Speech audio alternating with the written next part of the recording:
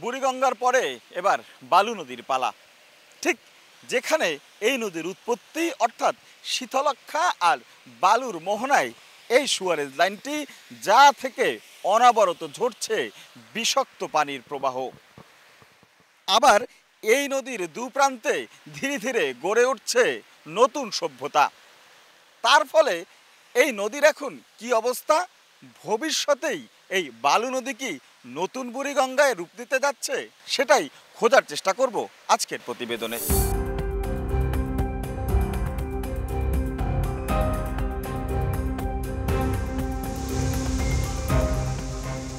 যাত্রা শুরুটা মোহনা থেকেই।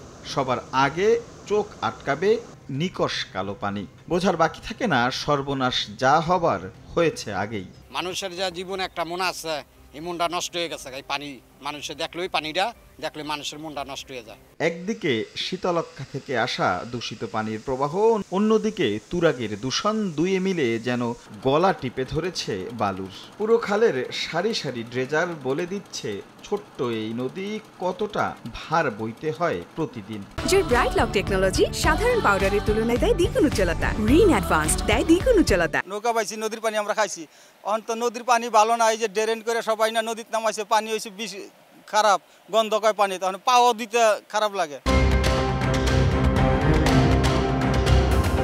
যতটুকু যাওয়া যায় এই কালো পানির প্রবাহে একটা জিনিস সবার আগে চোখে আটকাবে, এর বুদবুদ। যেন বইছে ফুটন্ত পানির প্রবাহ, ক্রমাগত ভেসে উঠছে পানির ওপরের স্তরে। এটা যখন ময়লা পানিটা আসে, এটা আস্তে আস্তে আস্তে আস্তে নিচে ময়লা জমে, আবর্জনা জমা, ওটার থেকে আপনার বুদবুদে উঠে এটা একটা গ্যাসের মতো। এরপরে আপনার একটা ট্রলার চলে, ওই ট্রলারে যে ফেনাটা উঠবো নদীতে, একটা ময়লা উঠে লাগে, ওই ময়লাটার মধ্যে আগুন দিলে আগুন জ্বলে। এই পানির অবস্থাটা কি? এই সাধারণ মানুষগুলো এরই মধ্যে বুঝে গেছে যে বিষে ভরে গেছে এই বালু নদীর পানি। তাই তো তাদের স্বাভাবিক ব্যবহার যত দূরের কথা, পশু পাখিকে খাওয়ানো তো বাদ দিলাম, তাদের গোসলের জন্যও এই পানি আর ব্যবহার করতে স্বস্তি পান না তারা। গবেষণা বলছে দীর্ঘদিন ধরে কেমিক্যালের প্রভাবে পানির নিচে তৈরি হয়েছে মিথেনের স্তর, যাতে কমছে বালু নদীর দ্রবীভূত অক্সিজেন, হারাচ্ছে প্রাণ। এই বুদবুদগুলো নদীর মাটিতে তৈরি হওয়া মিথেন গ্যাস ছাড়া অন্য কিছুই না। এগুলো ফটোকেমিক্যাল যে রিয়াকশান হয়, ফটোকেমিক্যাল রিয়াকশানের কারণে এই বিভিন্ন রকমের বর্জ্য পদার্থ পচে এই ধরনের গ্যাস বা তৈরি হয়। আপনি যখন দূষণ করবেন তাহলে কিন্তু আস্তে আস্তে এটার মধ্যে এই নদীতে, এই বালু নদীতে যেই মানে উদ্ভিদ কণাগুলা ছিল, যেটা মাছের খাবার হিসেবে ছিল বা প্রাণী কণা ছিল, সবার আগে কিন্তু দূষণের ফলে কিন্তু এরা মারা যাবে। তারপরও সারি সারি এমন বাঁশের কঙ্কাল বলে দিচ্ছে কিছুদিন আগেও হয়তো জলজ প্রাণীর অস্তিত্ব থাকলেও এখন সেটা পুরোপুরি বিলীন। যাত্রাবাড়িতে দরিয়া বামল দেল্লা মেলের পানি আসে, ড্যাঙ্গের পানি, এখন তো একটু ভালোই। রঙের পানি আইলে কোন বন্ধ যায় না, সব অসুবিধা। মাছের তো পুরোই অসুবিধা, মাছ নাই নদী। আগে যেই মাছ আসিল, বোয়াল মাছ, চিংড়ি মাছ, রুই মাছ, সব মাছ আসিল, মাছই নাই নদী।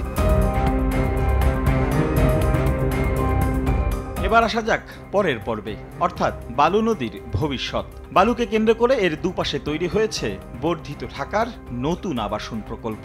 সেদিক যেতেই প্রথমেই দেখা হলো গনি মিয়ার সঙ্গে। বছর কয়েক আগেও এই নদীতে মাছ ধরে জীবিকা নির্বাহ করলেও এখন ধরেছেন বিকল্প পথ, নদীর জলে বোতল কুড়ান তিনি। মাছ তো পচা পানি মরে আছে, মাছ নাই, বোতল একটু হয় মাঝে মাঝে, এই চলি।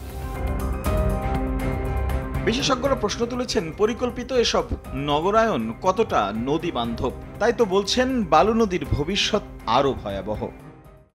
এখন পূর্বাচলে যে কয়েকটা ছোট ছোট বিল্ডিং হচ্ছে, তারা কিন্তু গ্রাউন্ড ওয়াটার থেকে সরাসরি পানিগুলো তুলছেন, কারণ সেখানে কোনো সাপ্লাই লাইন নাই। নির্বিচারে গ্রাউন্ড ওয়াটার উত্তোলনের যে ধারাবাহিকতা আমরা যদি পূর্বাচল এবং পূর্বাচলের পাশের যে পুরো অববাহিকার অঞ্চলে দেখি, তাহলে তো কিছুদিন পর বালু নদী এমনিই শুকিয়ে যাবে।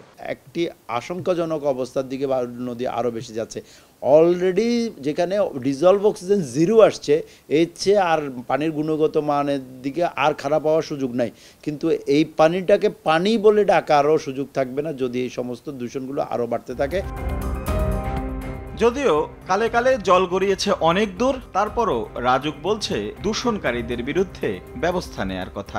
সমন্বয় করে কাজ করছে, আশা করি যে শীঘ্রই এ বিষয়ে একটা কাঙ্ক্ষিত সিদ্ধান্তে পৌঁছাবে এবং রাজধানী কর্তৃপক্ষ সে বিষয়ে সঠিক পরিকল্পনা গ্রহণ করবে। যদিও এমন আশ্বাসে পুরোপুরি আস্থা রাখতে পারছেন না নগরবিদরা। তবু নদীকেন্দ্রিক মানুষগুলো এখনো স্বপ্ন দেখে আপন রং ফিরে পাবে এই কালো পানি। দূষণের বদলে আবারও এই জলাধারে জায়গা করে নেবে জলজ প্রাণী। দুপারে জেগে ওঠা নগরায়নের পরিকল্পনায় একটু হলেও জায়গা পাবে এই বালু নদী। রাশেদ লিমন, সময় সংবাদ, ঢাকা।